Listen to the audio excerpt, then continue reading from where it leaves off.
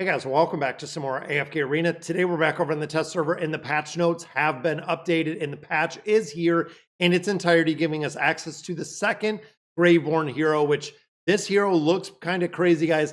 This is Lethos, the Devoured Heir. Now, as you see, the picture that we covered yesterday, that is her arm with the wicked claws and also this giant spike that is in the back, as well as this dagger. Want to run through the skills and abilities. Now, right off the bat, she is an agility. She is a warrior, and just like we've seen in a lot of different roles, it is continuous damage in here. So let's run through and see exactly what she does do.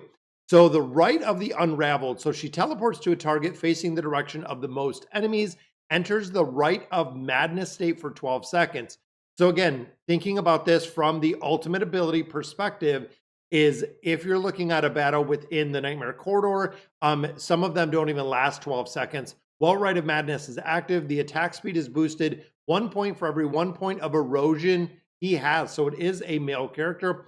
And the number of normal attacks required to trigger Bone Offering is reduced by 1. So if you're stacking erosion, this is going to be insane with the amount of damage this hero can put out. If Rite of Madness is already active when the skill is used, then the health loss is inflicted subsequently is increased by 40%. So another 40% in there. The attack speed boost for every point of erosion is increased to 2.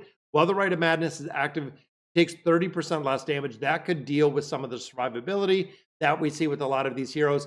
So this is going to amp her damage up through the roof. Looking at skill number 2, the Bone Offering passive ability, like we've seen with a lot of these.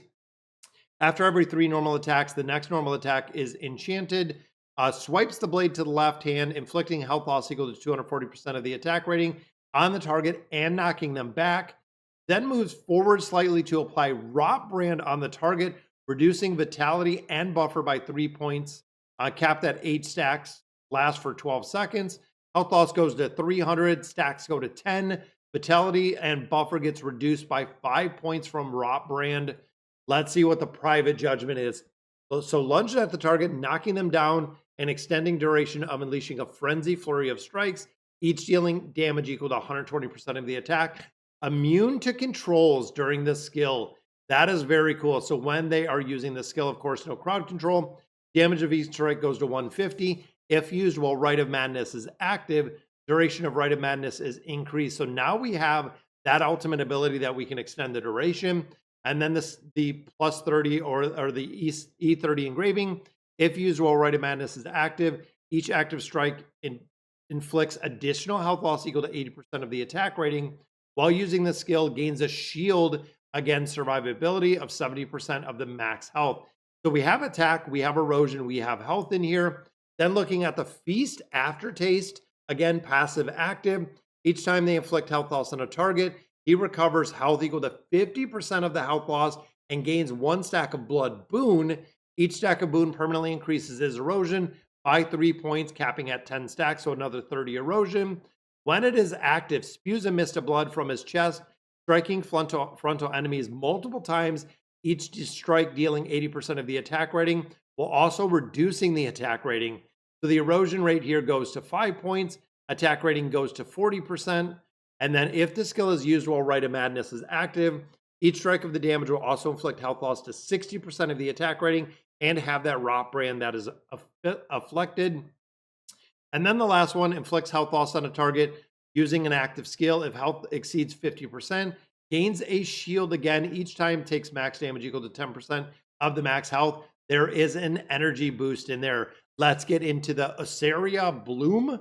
So this is the signature item here. While Rite of Madness is active, damage reduction is increased to 60, again, survivability.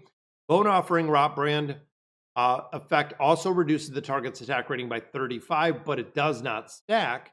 Okay, plus 20 takes when a target inflicted by Rot Brand suffers health loss. If their buffer is 0, the health loss is increased by 50%.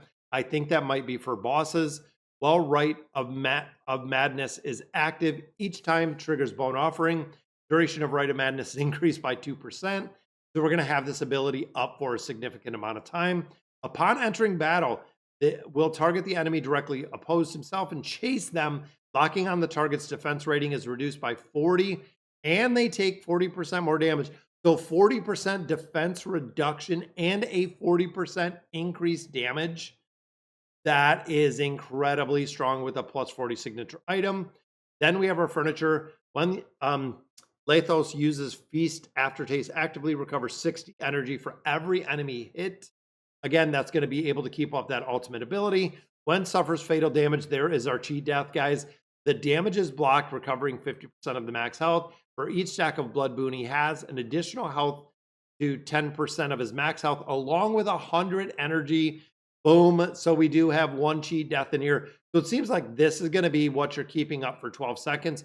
Couple things to extend the duration in here. Then, of course, the damage is going to be amplified. Let's look at what this hero can do within the Arena of Trials. Now, we did catch this again in the other video. So let's look at the wooden dummy and see just how this hero. So we know coming right out of the gate, front line, that's where the shielding, that's where that damage mitigation is going to make a big difference. And right there, took out the target. That is what he expels from his chest. And there is our ultimate ability. So the little pieces that are kind of going around him is that 12-second duration for this ultimate ability. Boom, there's the big part out of his chest with that frontal AoE cone that we like. And see, it doesn't look like the buffing is going to go away. Yeah, so I mean, once we get an ult the first time, we're not losing. And this, of course, doesn't have the furniture, doesn't have the high engraving, everything else. This is just a base. But you can notice that it almost looks like there's two buffs that are going around this hero. And continuous damage, guys. This seems like the way that she is kind of, or he is kind of teleporting around to do damage in here. That is definitely pretty impressive. Let's hop in here and see. So I'm assuming by himself, he's probably going to get absolutely just wrecked. Let's see what it looks like by himself, because we know, yeah, coming right out. So we got some shielding. There's the ultimate, though. Yeah, see, that's what I figured. So I'm wondering if frontline might not be sustainable, but let's go ahead and see if we got a tank in here that can really put this together. And of course, they kind of give us a weird setup of heroes. We've been here, Kinisa and Root keeping everyone together. Start getting that big boost that we have out of here. I see Kinisa and Root taking a lot of damage. It doesn't seem like he's burning through a lot of enemies.